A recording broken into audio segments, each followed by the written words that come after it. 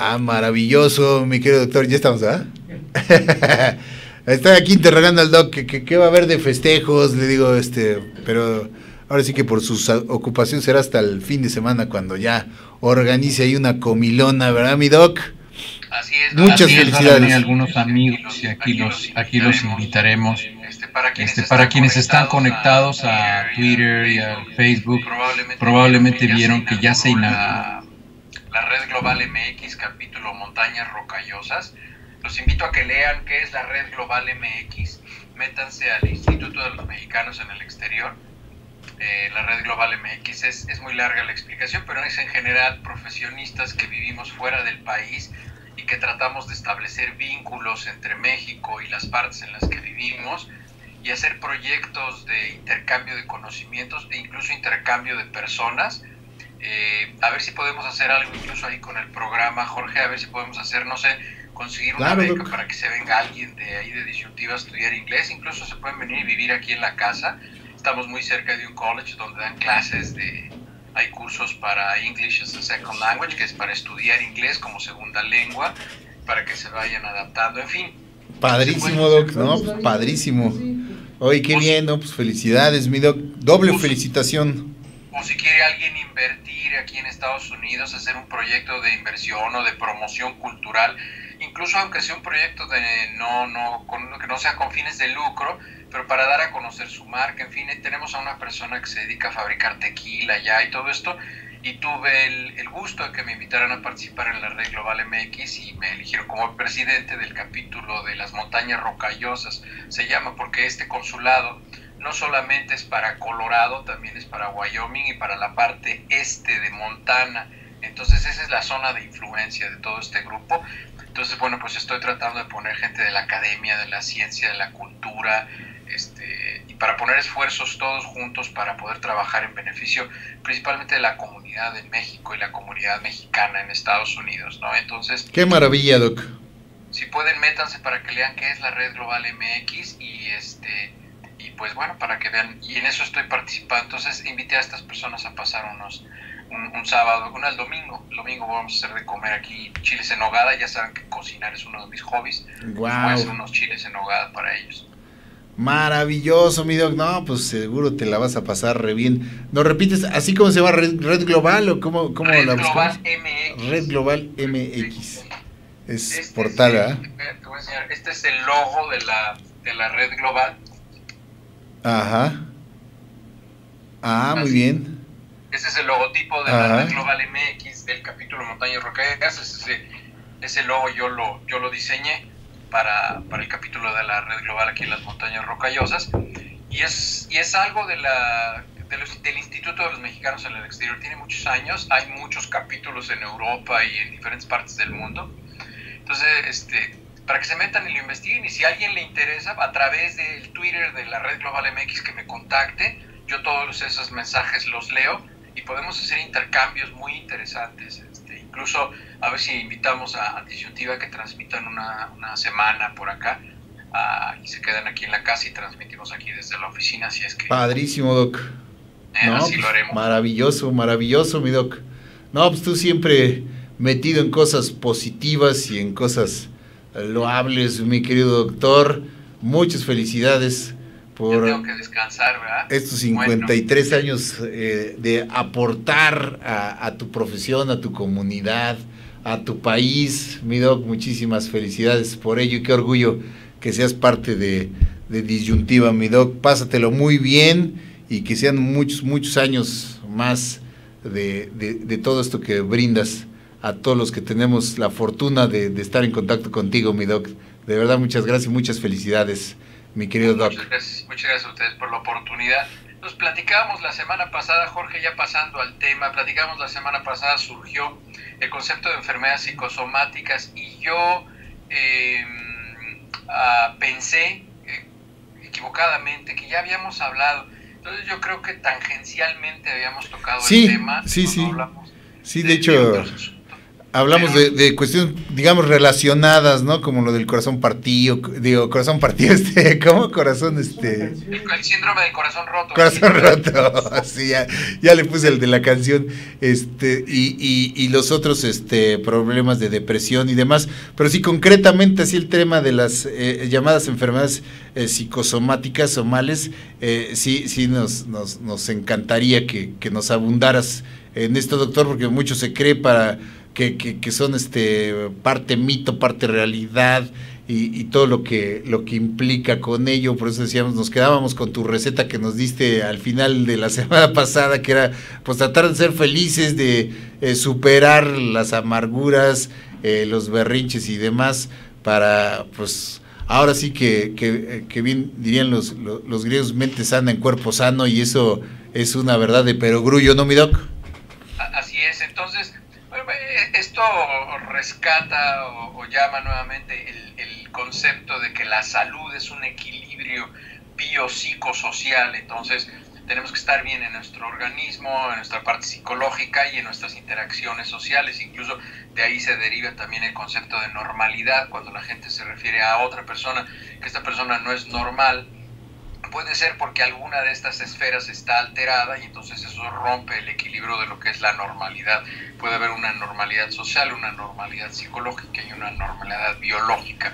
Entonces, ¿qué es lo normal? Porque incluso, por ejemplo, si vamos a algunas culturas del Pacífico, lo normal es estar obeso, ¿no? Todas estas imágenes que tenemos de los gente que vive en las islas del Pacífico, como la gente que vive alrededor de Hawái, pues es gente que tiene un índice de masa corporal muy alto, son gorditos, y eso es lo normal. Entonces eso es lo normal desde el punto de vista social, pero no es lo normal desde el punto de vista biológico. Entonces, cuando alcanzamos un equilibrio en esas tres esferas, es cuando nosotros podemos tener normalidad. Entonces, las enfermedades psicosomáticas, que es un área del entendimiento de la salud que se traslapa con otras áreas, como podría ser la salud biológica, o hay quien lo confunde con que una persona es hipocondríaca, ¿verdad?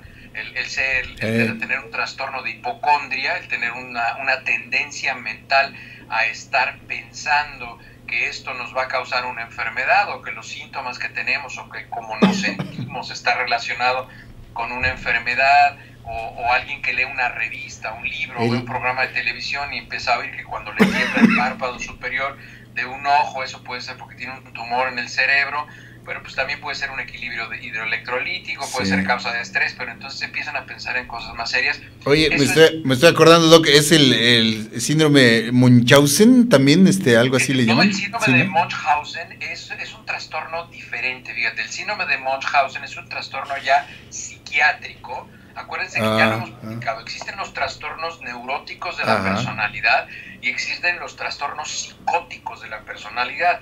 Recuerden que, para que se acuerden bien, yo les conté un chiste en el cual decía que cuál era la diferencia entre un neurótico, un psicótico y un psiquiatra.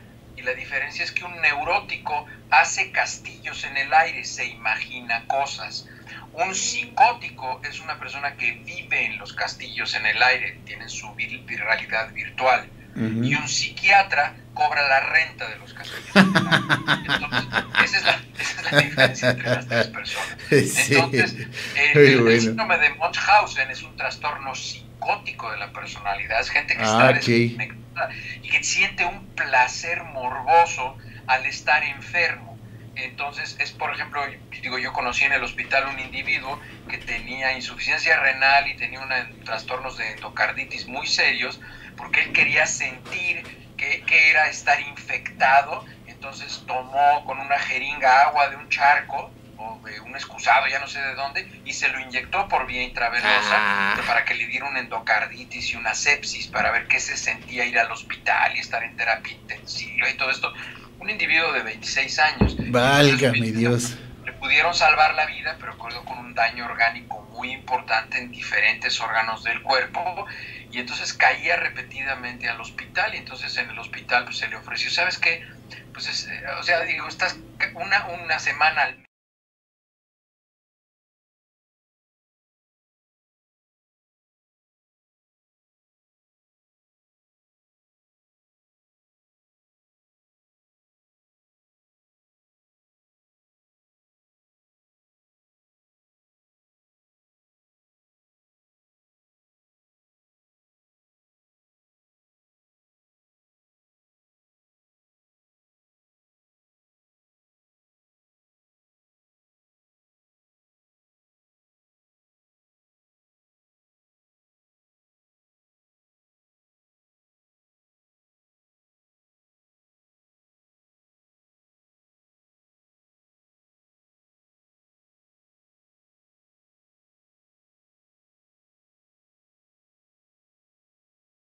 cosas. Entonces, es gente que ya tiene trastornos psiquiátricos. Okay. Las enfermedades psicosomáticas son algo completamente diferente.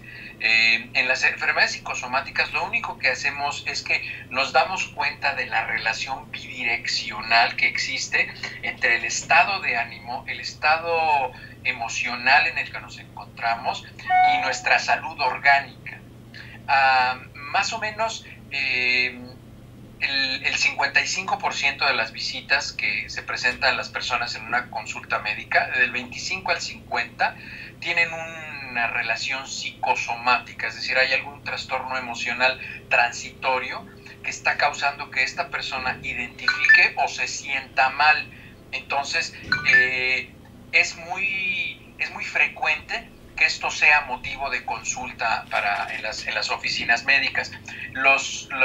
Por definición, un trastorno psicosomático son síntomas físicos, síntomas orgánicos, síntomas reales, o sea, no son imaginarios, son síntomas reales, porque incluso nosotros podemos medir signos vitales alterados en un paciente. Hay alteraciones en la frecuencia cardíaca, en la presión arterial, incluso en la temperatura, en la frecuencia respiratoria, en la concentración de oxígeno en la sangre, que son signos vitales objetivos que nosotros podemos medir. Son síntomas físicos que no son explicables por algún fenómeno o que son desproporcionados con respecto a lo que un individuo puede estar padeciendo, o que tampoco están relacionados con una causa desencadenante aparente. Frecuentemente no logramos, cuando encontramos síntomas de estos, no podemos documentar, no podemos saber si el paciente, o no podemos encontrar si el paciente tiene verdaderamente una enfermedad física o tiene alguna enfermedad psicológica. Normalmente son pacientes que son psicológicamente sanos, simplemente están pasando por un periodo de adaptación, un periodo de transición, que están teniendo algo que está venciendo su capacidad de manejar el estrés. Por eso el secreto para no presentar enfermedades psicosomáticas o síntomas psicosomáticos es aprender a controlar nuestro estado de ánimo y la manera en la que reaccionamos ante los estímulos cotidianos de la vida, dependiendo de en dónde vivamos. Porque si viven aquí donde vivo yo, viven en la Ciudad de México, o viven en Nueva York, o viven en Bangladesh, o viven en alguna otra ciudad del mundo, los mecanismos de adaptación son completamente diferentes. Entonces, claro. También se asocia la frecuencia de enfermedades psicosomáticas, desde luego, por lo que platicábamos hace un momento, se incrementa en una persona que tiene un diagnóstico ya de un trastorno neurótico de la personalidad, un trastorno de ansiedad, un trastorno de depresión. Las enfermedades psicosomáticas se presentan con síntomas físicos. Estos síntomas físicos tienen aparatos y sistemas favoritos en nuestro cuerpo. Los aparatos o sistemas favoritos de los síntomas de una enfermedad psicosomática en general son tres. Son síntomas neurológicos, son síntomas del aparato intestinal, el aparato gastroenterológico, síntomas gastroenterológicos, o son síntomas cardiopulmonares. El 70% de los síntomas con el paso de los días se resuelven espontáneamente. La mayoría se resuelven espontáneamente cuando nosotros tenemos un estado de ánimo mucho más controlado, o cuando logramos identificar que ya nuestro estado de ánimo está causando síntomas, ¿no? Pero el resto permanece, lo cual es muy preocupante, porque alrededor del 30% de los síntomas o de las personas que presentan algún síntoma psicosomático persiste por un tiempo prolongado, más de 2 o 3 semanas. Solamente alrededor del 3 al 5% de los pacientes que tienen síntomas psicosomáticos persisten asociados a una enfermedad real. Es decir, puede ser que una persona tenga, vamos a decir, reflujo gastroesofágico, gastritis, con un problema de ansiedad, clásico. Y cuando van al médico les diagnostican que efectivamente tienen la causa más frecuente asociada con reflujo gastroesofágico crónico, que es una enfermedad por Helicobacter pylori, que es la bacteria que se asocia a la enfermedad por reflujo gastroesofágico. Pero solamente el 5% de los pacientes que tienen reflujo gastroesofágico se puede documentar una enfermedad real. Son los menos. Los demás están relacionados con esto. De estos síntomas, si los agrupamos, por ejemplo, en el sistema nervioso central podemos tener cuestiones como dolores de cabeza. A la gente le duele mucho el dolor de cabeza. Se sienten mareados, tienen vértigo, sienten que como que está todo moviéndose. El vértigo es uno de los síntomas más frecuentes, más o menos de los casos de vértigo, el 65% de los casos de vértigo están relacionados con un problema emocional, con un problema de ansiedad o de depresión. También los desmayos, la gente que se desmaya y que se les ponen las manos así tiesas, eso se llama una crisis conversiva. Habitualmente eso está relacionado con un trastorno de ansiedad, la persona está muy nerviosa. Hay gente que siente que se le duermen las manos, que siente hormigueos, que siente algunas debilidades. Incluso hay gente que se les paralizan los músculos, ¿no? Ya un trastorno, digo, si nos vamos al exceso, está lo que antes se llamaba un trastorno catatónico, ¿no? Que la gente se ponía tiesa, que eso más bien está relacionado ya con un trastorno psicótico de la personalidad. La catatonia es un componente de algunas enfermedades psiquiátricas ya serias. Como decían las abuelas, el patatús, ¿no, doctor? Me da el tramafat. Lo que se refiere es que los pacientes tienen un síncope, pierden el conocimiento. Y entonces, bueno, el síncope es un motivo de estudio muy importante. Tenemos que meter al paciente al hospital necesariamente para ver si no tiene un problema de trastorno de la frecuencia cardíaca, si no tiene algún fenómeno que se llama disautonomía, que es una desconexión entre la frecuencia cardíaca, el ritmo cardíaco y los trastornos y los mecanismos neurocardiovasculares que controlan la frecuencia. Entonces, esto de tener un síncope es algo muy serio. También, hablando del sistema nervioso central y los sentidos, hay pacientes que tienen visión borrosa, tienen problemas de ceguera. Es muy frecuente que cuando estamos con un trastorno de ansiedad, incluso no vemos bien, porque eso también modifica nuestra capacidad visual. Hay pacientes que no pueden hablar, se quedan sin hablar. Esto sucede mucho, por ejemplo, en niños, cuando los niños tienen un trastorno de ansiedad que no pueden manejar. Hay niños que dejan de hablar 1, 2 o hasta 3 años. Y eso, bueno, pues está relacionado, eso es un problema psicosomático, que en cuanto se resuelve el problema de ansiedad, el niño o la persona adulta o adolescente puede recuperar su capacidad de hablar. Incluso también sucede en los ancianos. Y hay un síntoma muy particular que es psicosomático muy frecuentemente, que se llama cacosmia. La cacosmia es la percepción de olores desagradables. La gente empieza a decir, ¿sabes qué? Aquí huele muy feo, ya me voy, ¿no? Todos hemos conocido una persona que dice, ¿sabes qué? No me gusta cómo huele, aquí ya me voy. Dice, pues si no huele mal, pues ¿qué le pasa? Entonces, muchas veces es un problema psicosomático, es una persona que está pasando por un proceso de ansiedad que no lo puede manejar de manera constructiva o no lo puede elaborar de una manera positiva, y entonces, bueno, pues está teniendo percepción de olores desagradables y realmente lo que está teniendo es un trastorno de su capacidad para manejar la ansiedad. El segundo aparato o sistema es el aparato cardiovascular. Lo más frecuente es que tenga la gente palpitaciones o taquicardias. Más o menos la mitad de los casos de palpitaciones o taquicardias tienen un fundamento emocional, tienen un problema de un trastorno de neurosis o de ansiedad, la mitad de ellos. Y el dolor en el pecho, cuando alguien se queja de que siente una opresión en el pecho, el 40% de los casos es porque tienen un problema de ansiedad. Como se podrán dar cuenta, nosotros no podemos identificar o clasificar inmediatamente a un paciente que diga, ¿sabes qué? Tengo palpitaciones o dolor en el pecho. Es que tienes un problema de ansiedad. Estamos obligados, cuando vemos un paciente así, a descartar que realmente haya un problema de salud. Tenemos que hacer un electrocardiograma al paciente, medirle las enzimas cardíacas, la troponina y en fin, una serie de cosas, pero más o menos como la mitad de los casos están relacionados con un problema de ansiedad o un trastorno neurótico de la personalidad. El otro aparato que está muy relacionado con el aparato cardiovascular es el aparato respiratorio.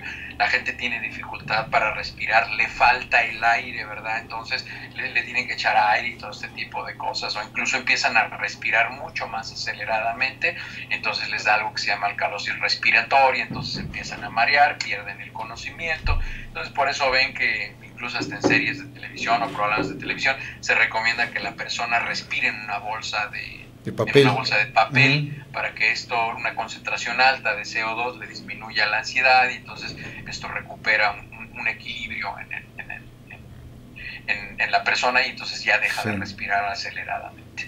De ahí nos pasamos al aparato digestivo. Los síntomas que se presentan en el aparato gastrointestinal o el aparato digestivo, que es uno de los favoritos de las enfermedades psicosomáticas, vamos a irnos de arriba para abajo. La boca seca. Habitualmente la gente se le empieza a secar la boca, y eso se llama gerostomía. Esto se acompaña de un olor desagradable, porque cuando se seca la boca huele mal, porque se empieza a concentrar todos los olores que puede haber en la boca, entonces la gente empieza a tener este síntoma. Ese es un síntoma habitualmente que es psicosomático. Después está la sensación de atragantamiento o de la garganta cerrada, la gente no puede tragar alimentos, le cuesta trabajo incluso tragar saliva, obviamente no tiene hambre, siente que las manos le sudan, en fin, ese es otro síntoma muy frecuente. Náuseas, la gente que se presenta con náuseas, habitualmente el 40% de los pacientes que se presentan con náusea sin vómito son pacientes que tienen un problema psicosomático, que tienen un trastorno de ansiedad. El vómito a veces es algo que acompaña a esta náusea, con menor frecuencia que las náuseas, pero también se puede presentar el estreñimiento. Los niveles elevados de adrenalina o de estrés se acompañan de una disminución en la motilidad intestinal, todos los pacientes tienen estreñimiento, o puede ser que esto sea vencido de manera brutal, entonces los pacientes empiezan a tener cuadros de diarrea.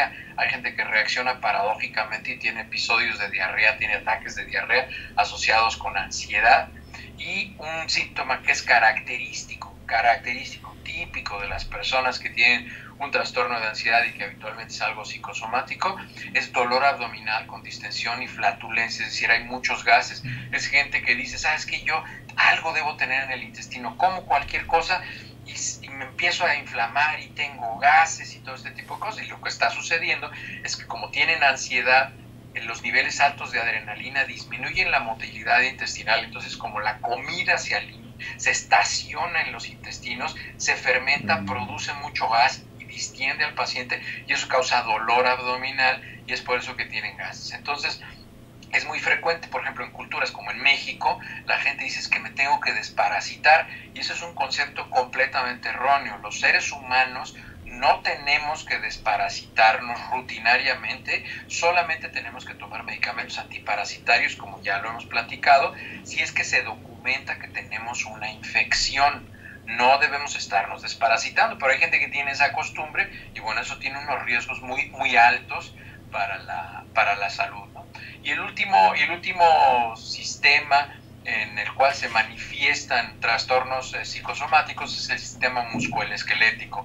Hay pacientes que tienen espasmos musculares, que tienen contracturas musculares, tienen dolores en las extremidades. Fíjense, alrededor entre el 50 y el 60% de cuando tenemos dolores musculares en las piernas, que no es que me duelen los brazos, me duelen las piernas, como que me tiemblan las piernas de debilidad, entre el 50 y el 60% son problemas de ansiedad, son angustias, son preocupaciones. Entonces es muy importante, no es tan poco importante. El dolor de espalda baja, hay muchísima gente que se queja de dolor de espalda media, dolor de espalda baja, dolor torácico lumbar. Son el 71% más o menos en algunas estadísticas, es por trastornos de ansiedad. Entonces, si nosotros nos relajamos, el dolor de espalda se va a disminuir. Incluso, como les decía, la catatonia o la parálisis también se relaciona con esto. Dolores articulares, por ejemplo, dolores en las articulaciones, grandes articulaciones de rodilla, de cadera, dolores en las manos, dolores de hombro, tienen un componente muy importante también. Es más o menos como el 50% de los dolores articulares tienen un fundamento psicosomático. Gente con temblores, ya que hablábamos de temblores hace algunas semanas, gente que tiene temblores, habitualmente pacientes con ansiedad, cuando tenemos un ataque de ansiedad nos empiezan a temblar las manos, nos sudan. Ese es un componente psicosomático muy importante. Y la fatiga muscular generalizada, la gente que se siente muy cansada, pues todos lo relacionamos, es un componente muy importante de quien tiene depresión, ¿no? La gente que tiene depresión se siente muy cansada, no come, está acostada, y entre más se acuesta una persona, más trabajo le va a costar levantarse y recuperar su vida normal. Por eso cuando alguien está deprimido es muy importante que camine, que se salga a caminar, que piense, que se ponga unos audífonos, que, en fin, que se mantenga activo, porque si la gente se acuesta, el acostarse y no tener una actividad física deprime más. Entonces es muy importante identificarlo. Ahora, hay un punto muy importante en las enfermedades psicosomáticas que lo quiero hablar, y son los riesgos de tener una enfermedad psicosomática. ¿Qué sucede cuando una persona tiene una enfermedad psicosomática? Habitualmente, bueno, cuando tenemos un síntoma que persiste más de 3 días, hay que ir al médico, hay que ir a la visita con el médico. Entonces, bueno, pues se tiene que hacer el estudio de rutina, todos los síntomas y los signos tienen un protocolo, nosotros seguimos ese protocolo, revisamos al paciente y en fin. Pero si al paciente no se le quita ¿cuáles son los riesgos de que se presente esto? Y desafortunadamente las enfermedades psicosomáticas abren una puerta de oportunidad a que surjan conceptos equivocados respecto a la medicina. Y entonces la gente le empieza a atribuir efectos curativos a productos milagro, que ya hemos platicado de eso, a productos naturistas que pueden ser muy saludables, ¿no? Digo, de llevar una dieta sana y no comer muchas grasas y todo esto, sí tiene un impacto global a largo plazo en la salud, pero no cura a nadie. O sea, el tomarse un licuado de sábila con piña y limón en la mañana con agua tibia, eso no cura ninguna enfermedad. Lo único que hace es que te proporciona una cantidad importante de fibra y eso te ayuda a que vayas al baño. Pero de ahí en fuera no produce ningún beneficio adicional. Pero cuando nosotros empezamos a decir, ¿sabes qué? Es que yo tenía mucha distensión, incluso tenía parásitos, y entonces me tomé mi licuado de la hierba santa y de la sábila y de la y eso me produjo este beneficio.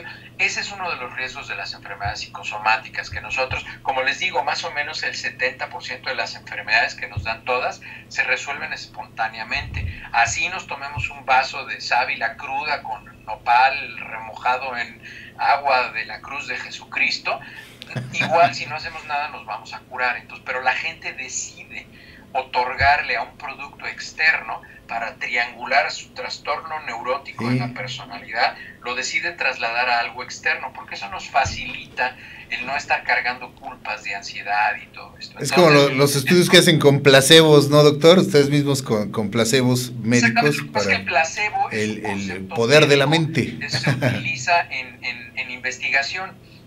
Pero el placebo en medicina clínica, como ya se los he platicado, es algo que está contraindicado, es antiético, pero en este caso es un concepto equivocado, es una concepción errónea. Y aquí, pues bueno, se aprovecha mucha gente, muchas de estas personas que oímos en la televisión, en la radio, incluso tienen programas de radio, en televisión, en radio abierta, son personas que promueven este tipo de sustancias, hasta dan recetas muy complejas y te tienes que parar de manos atrás de una puerta pintada de blanco con luna llena y ponerte una cruz con carbón en la frente y otra media espalda y con eso se te va a quitar en fin, todo ese tipo pues son patrañas, son mentiras, pero la gente se lo produce y obviamente la gente se va a curar. ¿Por qué? Pues porque el 70% se va a curar.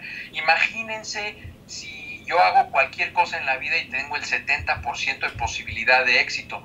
Bueno, ni Andrés Manuel, pues, entonces, es un porcentaje altísimo. Entonces, obviamente, es cuando la gente aprovecha esa oportunidad para atribuirle beneficios mágicos o curativos a algo que no lo tiene. Incluso pues, conceptos místicos o religiosos, ¿no? Que si te pones un escapulario aquí que te cubre el pecho y la espalda y eso te va a proteger contra las malas vibraciones. Y pues bueno, pues vemos que no es cierto, ¿no? O sea, los narcos ahora tienen como moda traer un rosario y traer sus cruces así gigantescas y eso no los libra de ser unos pillos y de estar en riesgo de que los atrapen y los castiguen, ¿no? Entonces, estas son cuestiones que no tienen ninguna relación y ese es un riesgo muy grande de los trastornos psicosomáticos, que si no los entendemos, si no entendemos que si nosotros manejamos de manera positiva técnicas de respiración, técnicas de meditación o incluso, bueno, pues tomar algún medicamento antidepresivo o algún medicamento que nos ayude a estabilizar nuestro estado de ánimo para manejar nuestra ansiedad, nuestra depresión, vamos a estar teniendo en consecuencia de manera repetida problemas psicosomáticos. Entonces eso lo tenemos que entender y tenemos que el otro riesgo que también quiero que platiquemos es que acuérdense, también ya lo hemos platicado, la ansiedad, la depresión, la tristeza, la incapacidad de manejar el duelo de manera constructiva o positiva, esto debilita el sistema inmunológico y el debilitar el sistema inmunológico le abre la oportunidad a que haya enfermedades funcionales, enfermedades infecciosas e incluso problemas de cáncer. Está perfectamente demostrado que la gente que tiene depresión crónica o depresión mayor tiene mucho mayor frecuencia de presentar cáncer porque su sistema inmunológico está disminuido. Entonces, estos son los aspectos que yo considero que son más importantes desde las enfermedades psicosomáticas. La gente no está enferma, no es gente que tenga trastornos mentales, simplemente que, como podemos ver, muchos de nuestros trastornos de ansiedad, si no aprendemos a canalizarlos, si no aprendemos a trabajar de manera constructiva con nuestras emociones, vamos a tener una enfermedad orgánica Bueno, pues es una enfermedad psicosomática, por eso se llaman así, porque son inhabilidades para manejar nuestro estatus emocional que finalmente se reflejan o se proyectan con un síntoma físico. Así es, doctor, y en estos tiempos difíciles, pues es común, ¿no? Con el estrés de las ciudades, con la lucha, la batalla diaria por la vida, por los salarios, por los precios, por la inseguridad, tantas cosas que agobian hoy en día a las personas, pues no solo aquí en México, en todo el mundo, ¿no? Es usual que pues nos repercuta en la salud por todo esto que es una andanada a veces de previsiones oscuras, ¿no? De proyecciones que nos atemorizan y a veces no nos dejan ni siquiera descansar, ¿no? Estamos justamente a la hora de que nos vamos a la cama y estamos pensando en los problemas y los pendientes, y todo eso hace que tampoco tengamos un sueño reparador, como se dice, y de ahí derivan también esos otros padecimientos, ¿no? Que vienen pues relacionados justamente con ese estrés, que no es otra cosa que todo esto, ¿no? Que deriva en este tipo de padecimientos que podríamos decir de alguna manera pues nosotros mismos nos causamos, ¿no? Si no justamente encontramos la forma de darles cauce, de superarlos, de desestresarse, de descansar bien, de ejercitar nuestro cuerpo y pues como tú decías en conclusión la semana pasada, hay que ser felices, ¿no? y hay que superar las problemáticas de la vida para precisamente mantenernos sanos por nuestro propio bien, ¿no, doctor? Hay que procurar pues que todo esto no nos afecte y sí de vez en cuando tomarnos una cierta dosis también de valemadrina ante problemas que a veces no podemos cambiar o no podemos hacer que las cosas sean a nuestro gusto todo el tiempo, ¿no, doctor? Así es, lo que pasa es que veo que pregunta Rolando Blackalen que lo primero es definir qué es la felicidad, y para que nosotros podamos, acuérdense que la felicidad no es un estado al que nosotros llegamos, no es un estado estático o constante, es una tendencia de pensamiento. La felicidad es una tendencia, así como la felicidad es una tendencia, es una manera de que nosotros reaccionamos ante la mayoría de los estímulos. Entonces, eso lo tenemos que ir aprendiendo a cada momento, lo tenemos que ir ensayando a cada momento, y para eso tenemos que jerarquizar, tenemos que ver qué es lo importante, y para eso una de las estrategias más útiles es la utilización de un pedazo de papel y una pluma, ¿no? Para poder hacerlo de esa manera. Muy bien, mi doc, pues excelente como siempre esta cátedra, sobre todo muy constructiva para todos nosotros, porque pues sí, ahora sí que la felicidad también pues no es un estado latente y permanente, pero pues así deberíamos de esforzarnos porque lo sea, ¿no? por alcanzar un estado en el que nos sintamos cómodos. Pues muchísimas gracias, mi doc, ya vemos que te están solicitando por allá tus obligaciones y pues muchísimas gracias por ello, ya no te restamos más tiempo del que amablemente nos concedes cada jueves. Pásatelo muy bien, mi doc. Muchísimas felicidades, muchísimas gracias como siempre por todo lo que nos aportas cada jueves y que estés lleno de bendiciones y de salud, que es lo que más promueves y lo que más nos compartes, mi doc. Un abrazo de parte de todos. Muchas gracias, les mando un abrazo.